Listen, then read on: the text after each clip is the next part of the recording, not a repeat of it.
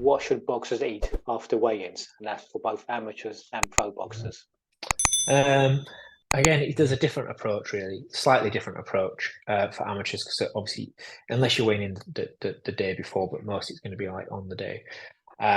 Well, the first rule is you put back in what you last took out. So if the last thing you took out was water, the first thing you need to put back is water.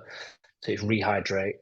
Um, After that, it's glycogen. So we need to start filling glycogen stores back up quite quickly. So for me, it's going to be a straight after weigh-in, it's going to be some sort of hydration drink. Usually, that's bespoke to the fighter. So the rehydration protocol will depend on how much they have had to sweat out and lose, like how much sodium they require. And then after that, it's going to be, well, how much glycogen do we feel that we took out?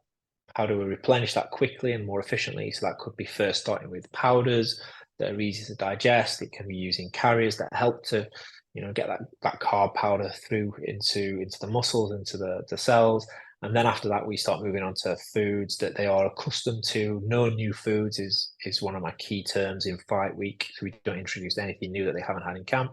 So we just reverse out. So we start with rehydration, replenish glycogen, and then fully refueling up and eating the foods that are required. That would be my strategy. So whatever you take out last, you put back in.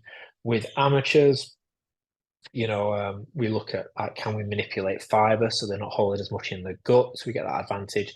We know that carbohydrates, putting those back in, if we take them out and try and put them back in, we've only got a small window. We know that they're going to have some sort of problems with performance. So for me, I would want to leave carbs in, but I'd change the carb format as again going to more liquid, more light fiber, sort of low residual fiber type foods. And then my preference would be to leave carbs in, but use dehydration, because we can rehydrate quicker than we can replenish glycogen and it become effective to be a competitive fighter. So they would be my protocols. But again, we look at the individual. What are the timings? What type of fighter are they? What are the demands of the day?